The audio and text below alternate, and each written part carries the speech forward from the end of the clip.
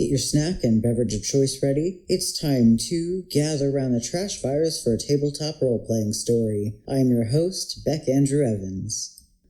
My current and main running story for this podcast is the misadventures of the cohort from the Deviant, the Renegades chronicle I've been playing in since early 2021, and I play Geri. For those of you unfamiliar with Deviant, it's a TTRPG about people who were formerly human, but were irreparably changed in traumatic ways to the point their very souls broke and they became something other. They seek vengeance on those who made them, those who hunt them, and those who seek to exploit them for what they are and will never leave them be. As such, this podcast will feature heavy themes and content throughout. There's an overall content warning for language, violence, criminality, homelessness, substance use, human experimentation, cults and religious extremism, mentioned torture, kidnapping, implied incest and incest-related comments, and abusive relationships. On episodes where there's a new content warning or a particularly notable instance of one of these, I'll call it out.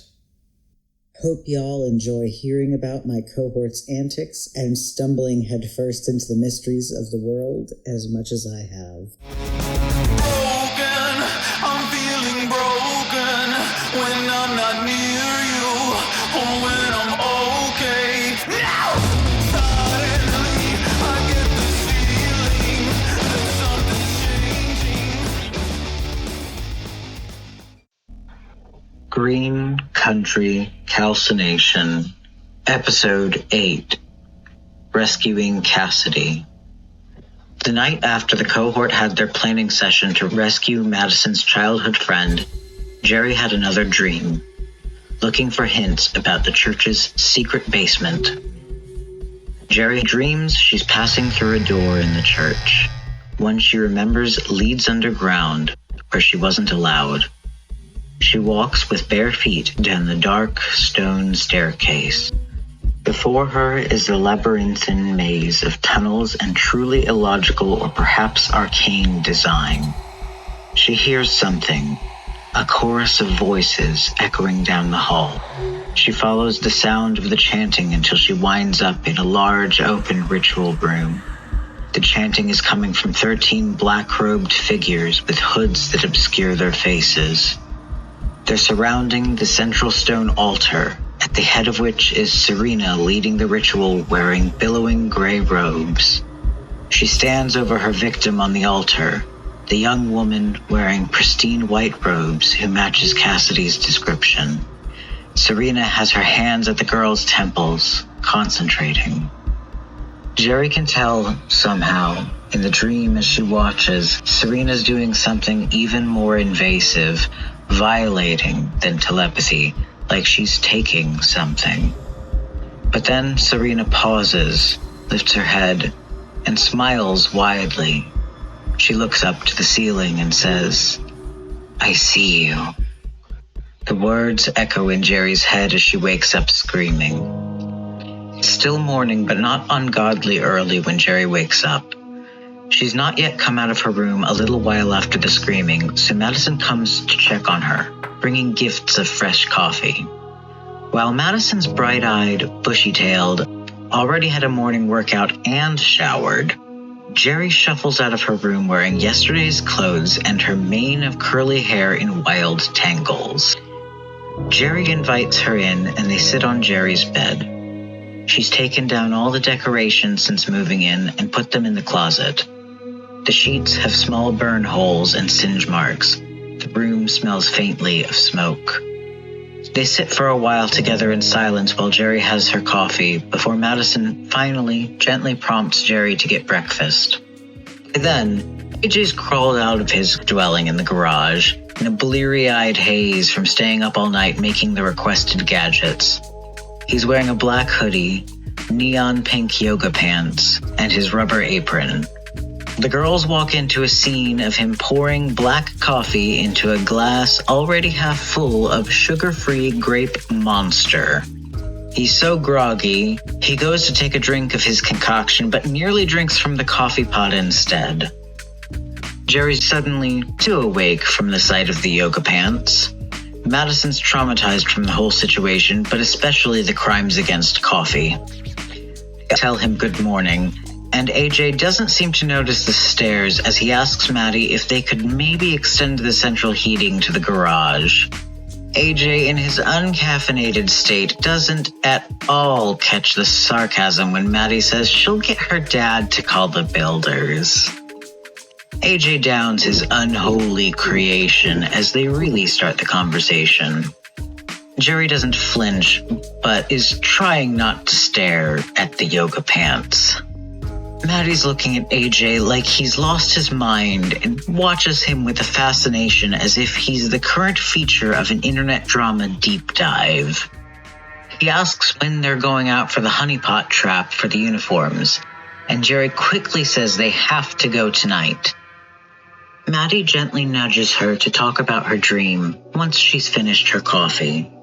She agrees and quickly finishes her mug before telling the two that the church has Cassidy in the basement.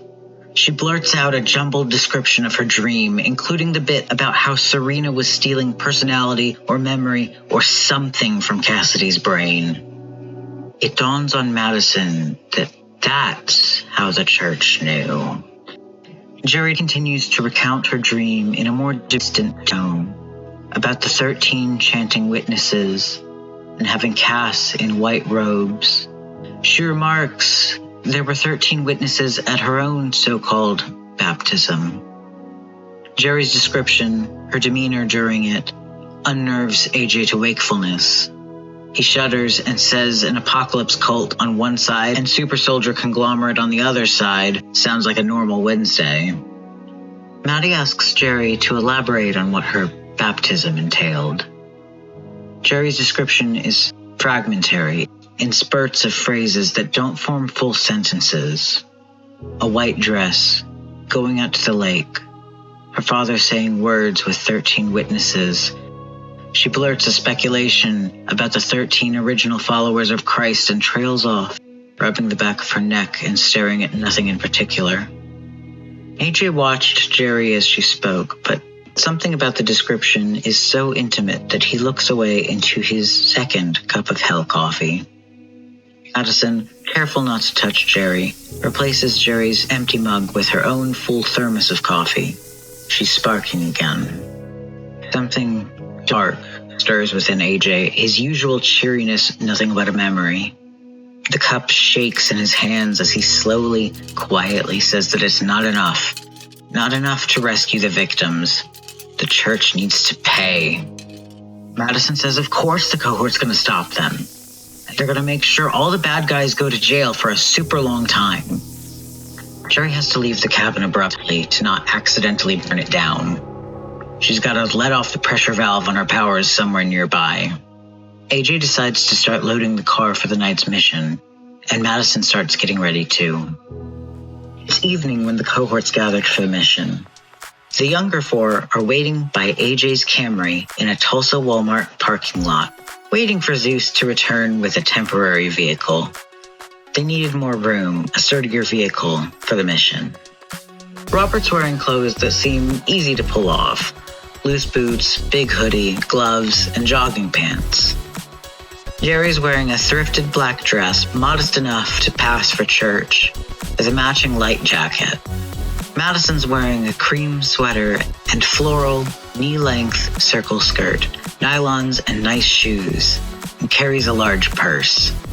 AJ's wearing a Squirtle Gang t-shirt, faded black jeans, a bright burgundy fleece jacket, and black sneakers. He's also clean-shaven. AJ, leaning against his car, asks the cohort what Zeus meant when he said they'd know him when he showed up as the new vehicle. Geri thinks he'll make a scene. And make a scene he does. The cohort hears The Flight of the Valkyries, played on kazoos, approaching. It's coming from the radio of a Tulsa Metro public transport van. Robert makes a sarcastic remark on how unsneaky Zeus is being, so Maddie ribs him about playing Hulk smash. Even so, AJ asks Zeus to 86 the kazoos and honking so they can actually attempt to stealth a little. Robert gets in the driver's seat, but he's only pretending to be the driver as Zeus is merged. Zeus is a typical Tulsa driver, speeding, honking, generally aggressive, and certainly not helped by being a chaotic remade. AJ and Geri are totally fine for the ride, though Geri's preoccupied with her thoughts like Maddie, and tense for reasons unrelated to the driving. AJ spends his time telling knock-knock jokes and recounting silly stories of past youthful driving adventures to Maddie to try to calm her. Geri's eerily silent the whole ride.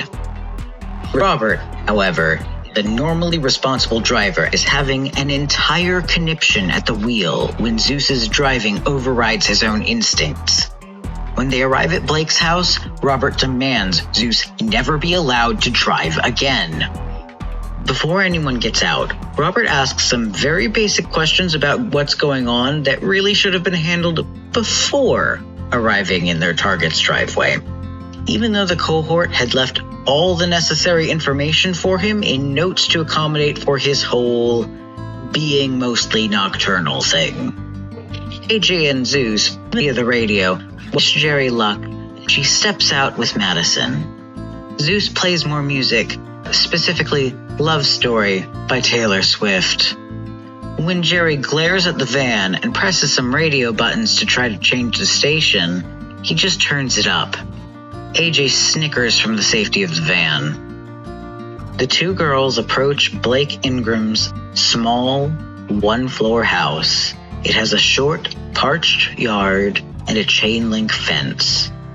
As they step to the overhang and front step, they can hear Blake watching the news in the front room. The cohort's lucky. No nosy neighbors in sight.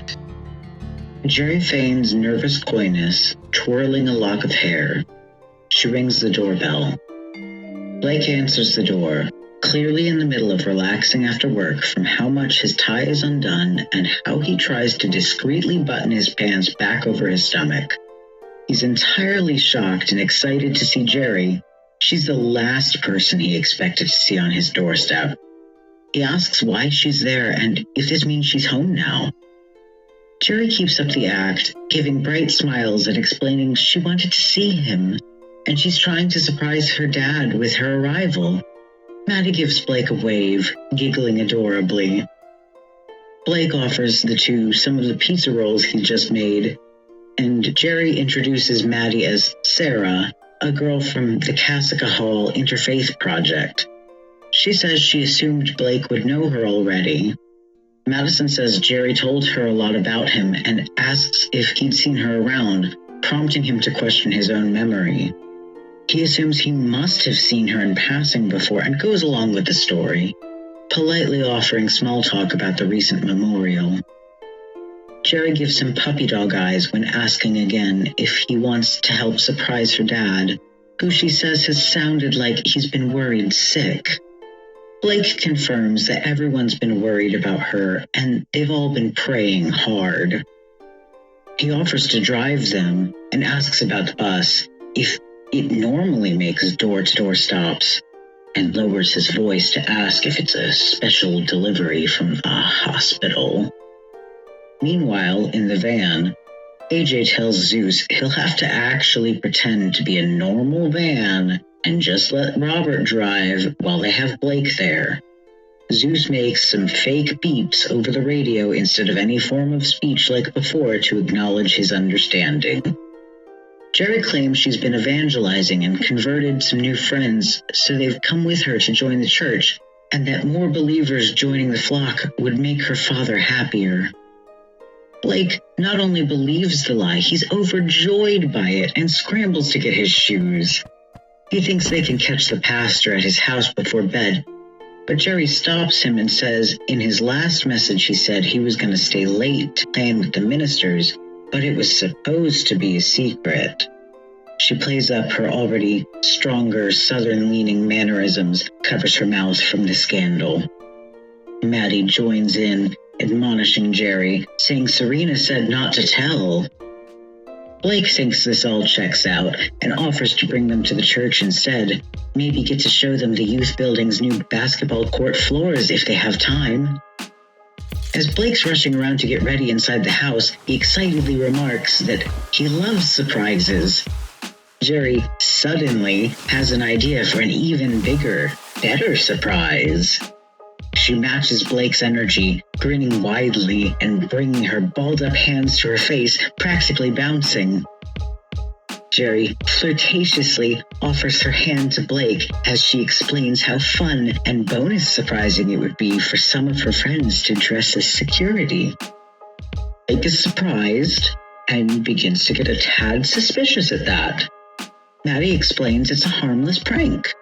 He asks if Geri's friends are from rehab, and Geri spins a story on the spot about how they're old friends who moved away and live between the hospital and Blake's place, all while playing up the dream girl eyes. AJ watches the exchange from the van and asks Zeus to play a song AJ had played earlier as soon as Geri comes back. There's a long pause as Blake considers. Maddie guilts Blake, asking if he's cool. She says Geri said he was cool. He relents under the two's pressure. All of a sudden, Blake pulls out his phone and says he'll text his boss, Derek, to let him know about the prank so he can be in on it. And to let him know Geri's graduated the psych ward program. The girls freeze. Madison hides her hands behind her back to hide the sparks on her hands when she activates electrokinesis to kill the power on the phone. Blake's surprised when his phone dies, but assures the girls it'll only be a moment. They'll just use the house phone. AJ and Robert notice the spark from Madison's hand and realize things have started to go sideways. They're getting ready to intervene if the situation worsens. Madison lightly bullies Blake for being old because he still has a house phone in the year 2021. Geri pulls a Hail Mary and dramatically grabs Blake's hand as he tries to leave and looks into his eyes with just a hint of disappointment in her voice and tells him they can just do something else and they really need to get going. Blake stares into Geri's big, brown eyes and relaxes. He can't say no to her.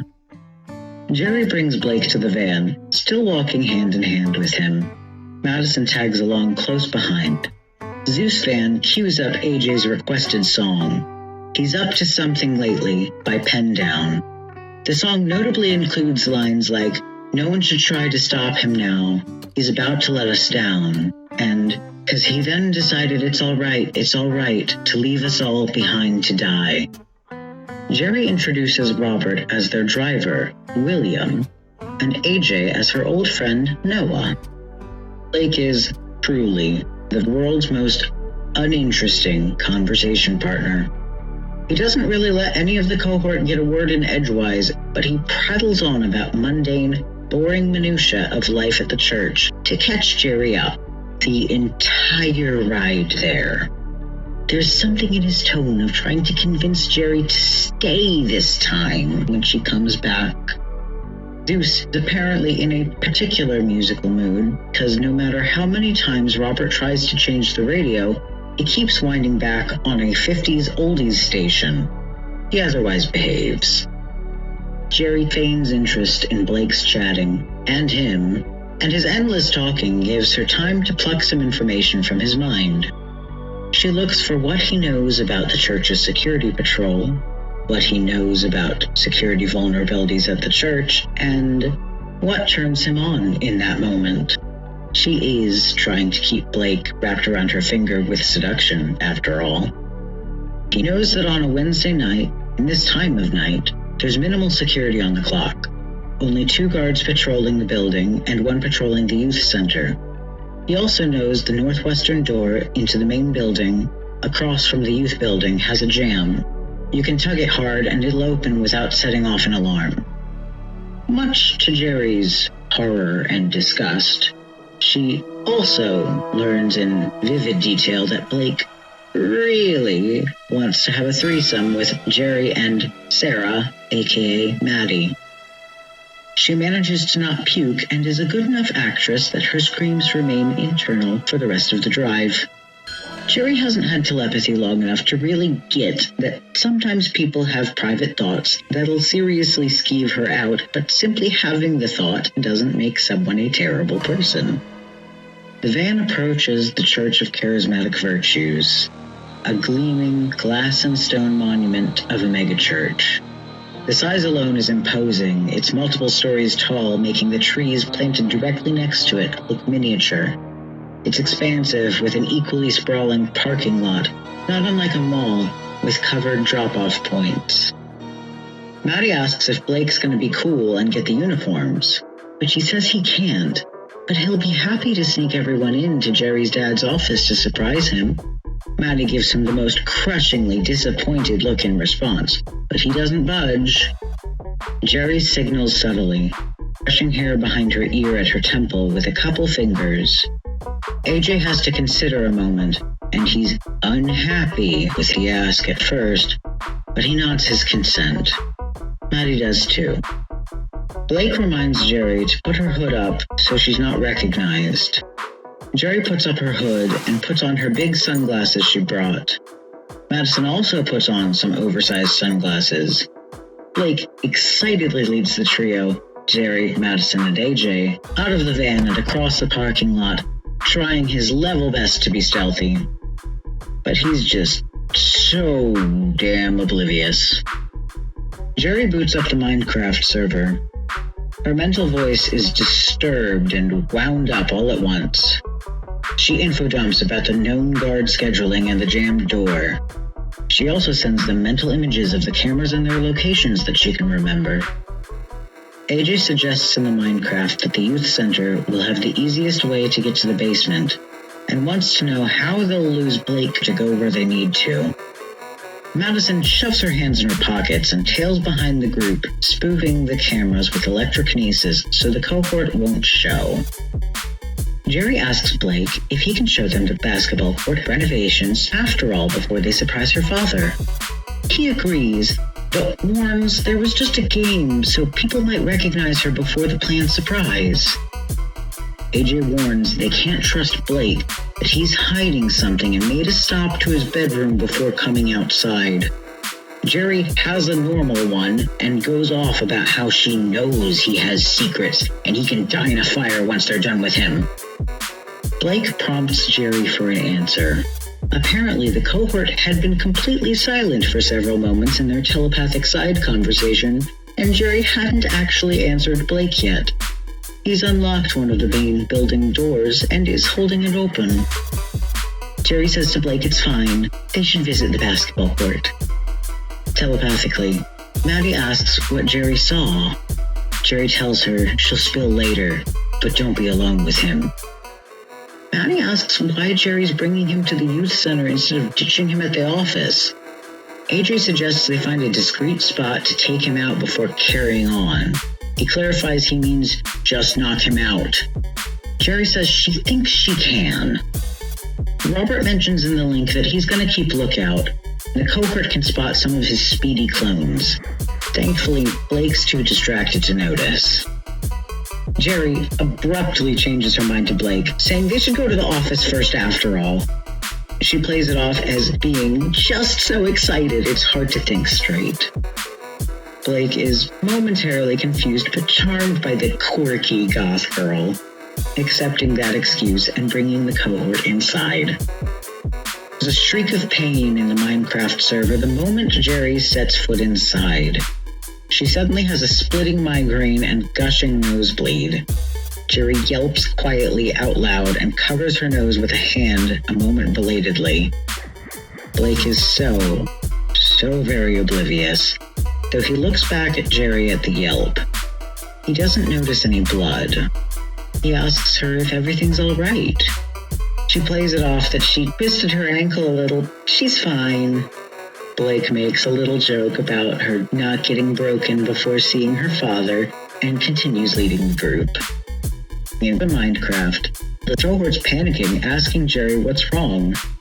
Geri's shouting in confusion and whimpering in pain directly into their heads, which, while the silent outlet is keeping her barely able to act, it's making things significantly more difficult for the other two. The building is huge, and Geri's terrible nosebleed and migraine continue the whole walk. So does Blake's inane chatter. He goes on and on about how there logistically should be more than 2 guards in the main building, and the mundane staffing reasons why there aren't currently.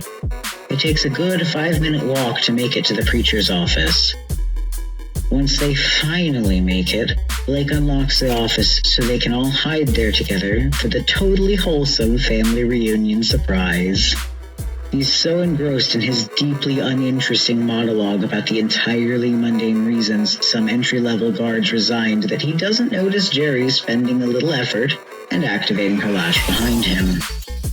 The wisps have taken on a pinkish magenta hue this time instead of their normal scarlet. She throws it at him and immediately regrets existing. Geri can change what her lash does, making it more, less, and different kinds of deadly. What she meant to happen was to try to overwhelm Blake's brain to stun him into a stupor. What actually happens is the lash triggers a certain kind of overwhelming, loud, full-body ecstasy in front of everyone. Geri's blushing and yelling her mortification into the Minecraft while still bleeding everywhere. Madison looks like this is the worst trauma she's been through since after Divergence, for a moment stunned in disgust and horror. She tries to, oh god, make it stop, smack him on the back of the head with her large, heavy purse to knock him out. A lot. AJ tries to wrangle the man while he's still writhing. She tried to save the uniform before it's very soiled. He sighs and gives a "God damn it, Geri." Geri shouts defensively in the Minecraft that Blake's a huge pervert. She saw his fantasy about the threesome with her and Madison, and she didn't know this would happen when she used her powers. AJ pauses his unfortunate wrestling to ask if fantasizing about threesomes makes you a pervert. Geri explains, badly in her current emotional state, that it's not the threesome, it's the fact that Blake's in college closer to 30 than not, and only knows Maddie's in high school but not her age. She only happens to be 18. Geri's actual explanation is less articulate and shouted into everyone's brains. Maddie manages to smack Blake into unconsciousness in her indignant, creeped-out flailing, and AJ's finally able to start getting the clothes. AJ, to make Maddie feel better, badmouths unconscious Blake. He says she's far out of Blake's league. It placates her. Maddie suggests in the Minecraft they use some tape or something to bind Blake and stuff him in the janitor's closet. And then she notices Geri. Geri's covered in enough blood to look like a slasher movie final girl. She's covering her face for mortification, which is just smearing the blood everywhere. Maddie offers Geri all the tissue she's packed in her purse, and the wet wipes. Zeus, who has been silent in the Minecraft up till this point, asks with amusement if this means the plan has taken a different route. Maddie shouts at him that they're still not murdering anyone, and Zeus teases that it sounds like the opposite if someone's gotten to be a pervert. Geri yells at Zeus that time. He says it couldn't have been that bad, and asks, hopeful, if they need him to ram the building. He says he has the kazoo tracks prepared, and he shouts a no. Geri begins to bleed from her eyes, too. She looks very ill. AJ asks Geri to please keep enough blood on the inside to remember where the nearest basement access is. She's too busy trying futilely to stop the bleeding to be much help otherwise. Maddie shoves her a mini first aid kit from her purse. AJ psychs himself up to get dressed in the soiled pants, and then does, reluctantly, and Maddie hog-ties Blake with duct tape from her purse. Everyone is having a terrible time. AJ finishes getting changed and shoves his clothes in his bag. He and Madison carry Blake.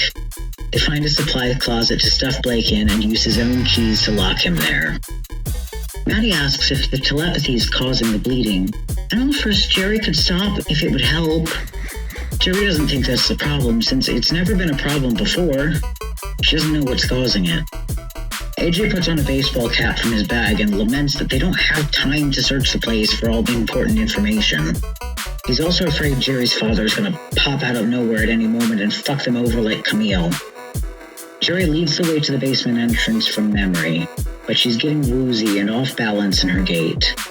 The walk is tense, but ultimately uneventful. They manage to be stealthy enough to avoid the guards. They make it to a dead-end hallway with a metal door with no windows, with a camera trained on it and a keypad. AJ notices and informs the others. Further ahead, there's motion sensors down the hall toward the door, painted to look like the wall. Madison makes quick work of the electronic security obstacles. She warns the others to keep pace with her as she passes through the hall, since she can only control so many at a time. Zeus gives an unasked-for soundtrack to their adventurous break-in because he's either started singing to the radio or gotten a song stuck in his head and decided to share. In any case, the cohort make their approach to I Wanna Be Sedated by the Ramones. When they reach the end of the hall, Madison's electrokinesis swells from just a little manipulative power to something that rivals her moment in the ward. LED lights in the vicinity glow for a moment as she powers up, and sparks crackle across her exposed skin as she spoofs the keypad. The door opens, and the stairs to the basement look like part of a different building entirely. Something ancient, stone, deeply creepy, and very dark. AJ has to psych himself to go down because the basement is waving every red flag possible to him. He jokes weakly about horror video game pro tags having it way worse. When they step into it, Geri instantly begins to feel better. Her migraine's gone, at least, and some of the damage can start to heal. The bleeding stopped, so she can finally clean herself.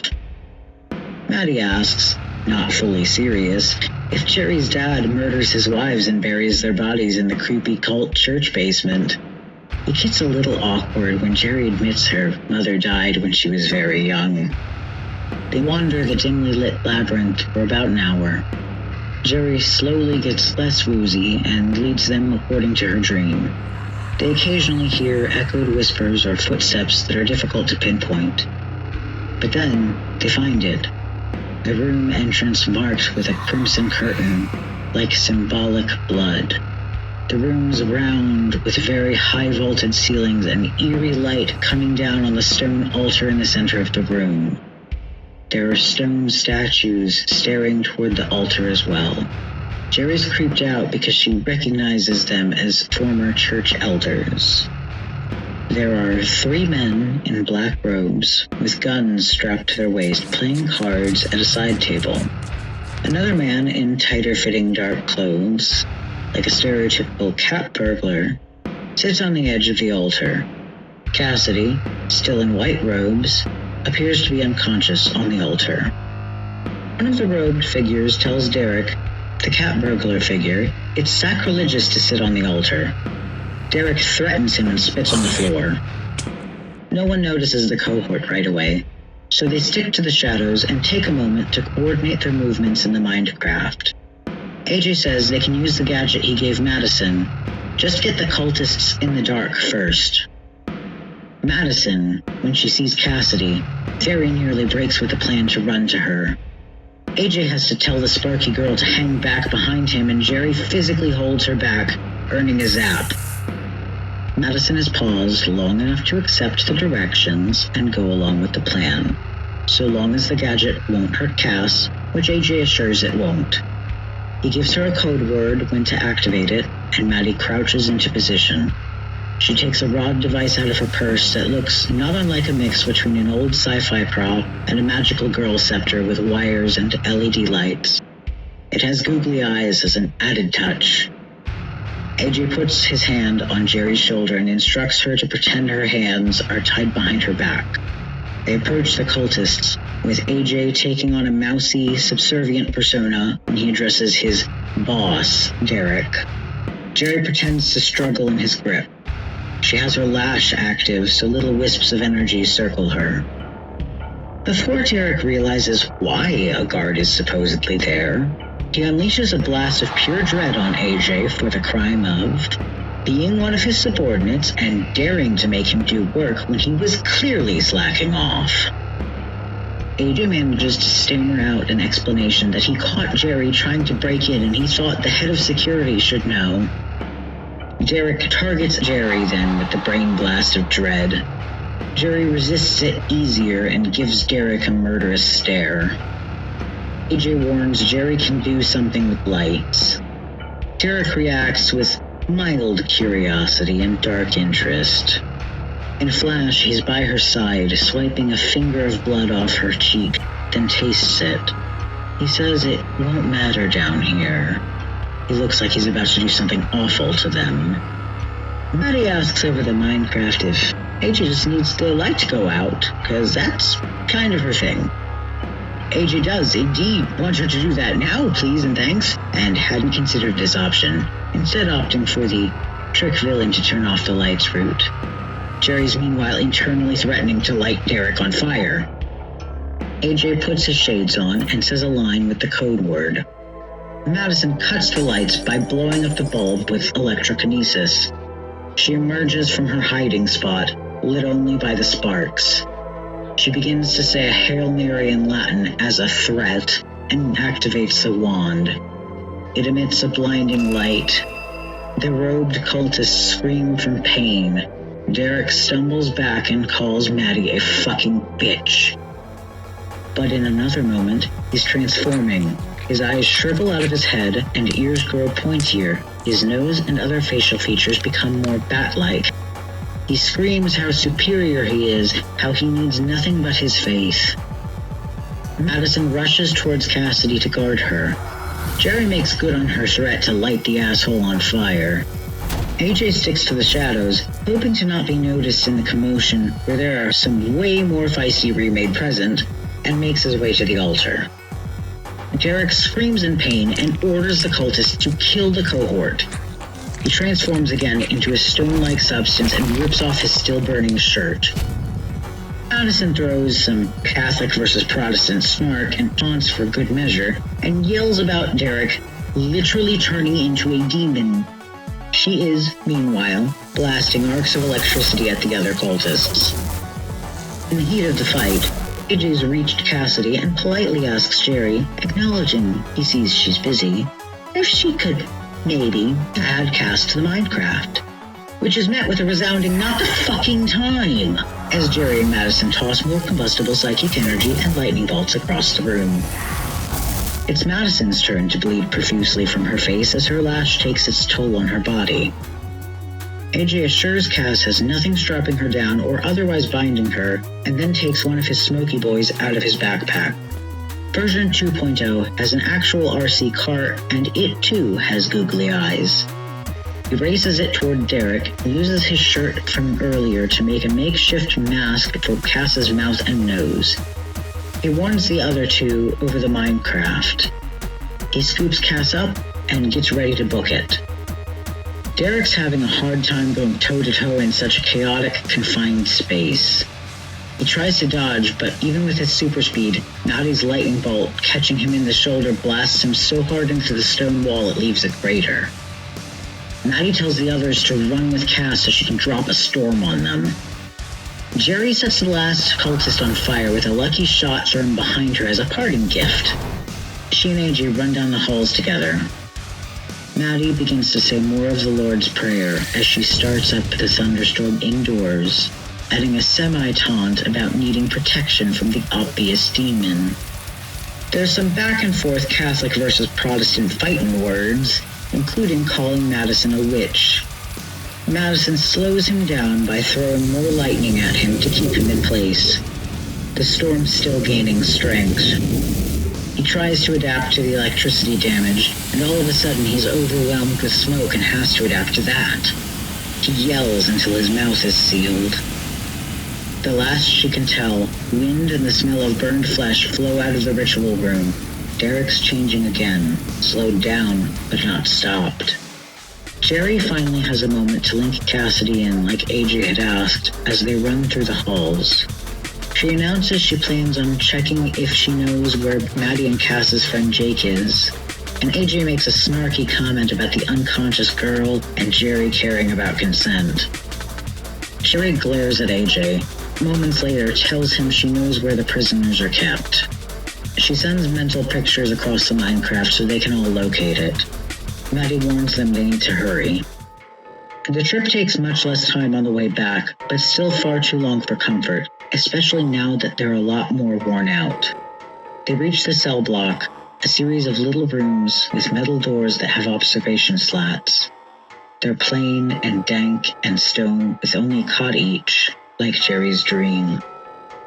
In one of the cells, the only sign of Jake is a single shoe of his favorite pair of Nikes. Geri looks in another of the cells and tells the others to not look in it and doesn't elaborate. There's a dead body that had been left in there. AJ looks at the shoe, really looks at it, and nearly drops Cassidy from falling into a fugue state. His eyes go milky white.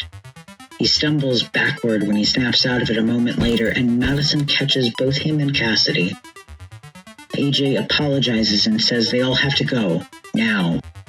Maddie asks if Jake's alive, and AJ says he's not there, and repeats they all have to leave. Maddie tells them both to run, and they all do as fast as they can. Geri begins bleeding from her face again as soon as they exit the basement and doesn't stop until they get to the parking lot. They rush to the van and Robert's there.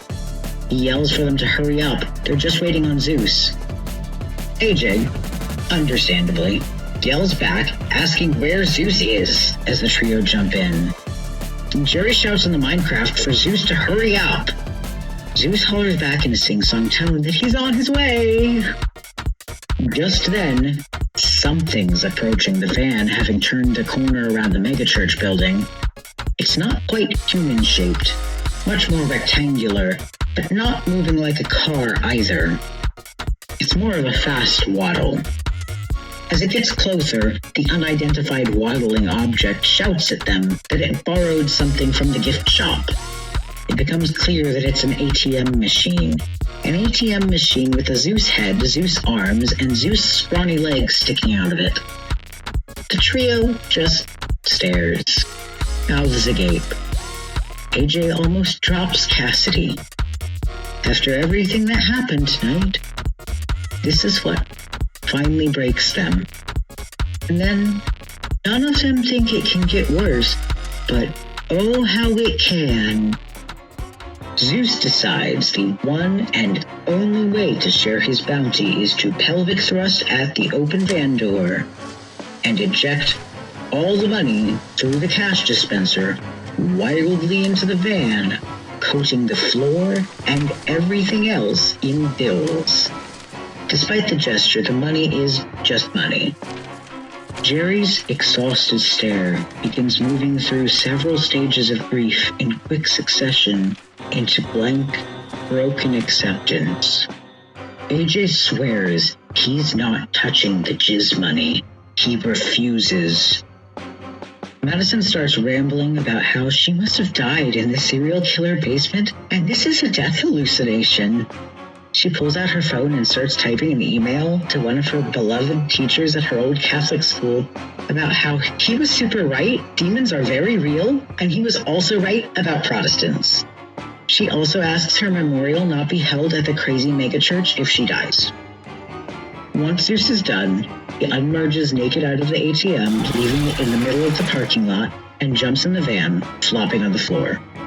It takes a moment before the van absorbs him. Once he's absorbed, the doors slam shut, the van peels out, and the radio starts blaring Queen's "Don't Stop Me Now." Madison is making short work of technological evidence. She overloads and melts her own phone after sending that last message, then Blake's. She also desperately checks Cassidy over. AJ eventually relents and begins collecting the scattered jizz money, but not without dramatically muttering basically how much he hates everyone and everything right now and how he's far overeducated for this. Geri helps AJ collect the money and quietly tells Madison that the church removed Cassidy's memories. That they may have looked for specific ones, but she's missing whole chunks now. Maddie asks Geri, almost pleading, if she can fix it. She doesn't know. AJ doesn't know if it should be fixed. Maybe she's better off not remembering some things. Maybe she'd appreciate ignorance more. Maddie asks, horrified, what if they stole all Cass's good memories? She's also concerned about Cass's hibernation-like state. Geri promises to check again after she's had rest. She's still covered in a lot of her own blood, and once AJ has enough of a handle on the money collecting, she curls up on one of the van benches, hoping to sleep soon. AJ says he isn't sure the church took all their info from Cassidy. He asks Maddie who tipped her off about the connection between Charismatic Virtues and Cassica Hall. Who told her the church had Cass? Only one name comes to her mind. The one they didn't find there. Jake. AJ gives Maddie a sympathetic and solemn look, like he doesn't want to be the one who has to give her bad news or make her upset. He silently collects more bills. Maddie asks him what he saw down in the cells. AJ explains he saw Jake in Agatha's office. He saw them discussing a trap to lure Maddie to her while drinking wine.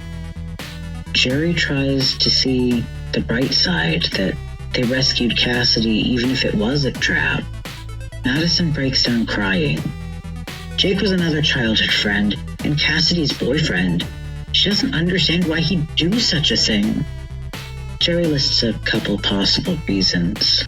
Power, safety, neither offer comfort. AJ explains further that Jake does love Cass. He lured Maddie in exchange for Cass's freedom. AJ adds that Jake looked like he will be satisfied to learn the cohort escaped too. See, the discussion he saw, they'd been talking about the successful escape like it had already happened. But at the time, the cohort were still at the cells. Geri asks if the cult was at least mad, and AJ says Agatha won't be happy the cohort escaped, but will be happy to get to keep Jake, which AJ is fine with. He thinks they deserve each other. Maddie asks Zeus, desperately, for advice on how to fix Cassidy. Zeus can't tell much about her current state while being the van, but thinks at least some of it may be related to the repeated episodes of memory theft. He can't say for certain. Maddie wants to know how to put the memories back, and Zeus really doesn't know, but suggests, in a tone it's time for science, that they should get the one who took the memories in the first place. Maddie says they just fled from the ones who stole them, to which Zeus replies that narrows it down. Madison isn't in the mood for anything in the same zip code as possible snark, so she zaps the van door with her sparking hand. Doesn't have the effect she wants. The radio momentarily scrambles and Zeus makes something akin to a knockoff Pillsbury Doughboy noise. Maddie complains that wasn't what it was supposed to do, and Zeus says she can't know without a little experimentation. Geri pipes up that it was Serena. She saw her steal the memories. AJ asks if that means Serena's next on the list, and Maddie agrees because they gotta find her and make her undo what she did. Maddie curls up on the van bench with Cassidy and Geri, wiping away tears. The rest of the ride back is silent, other than the radio.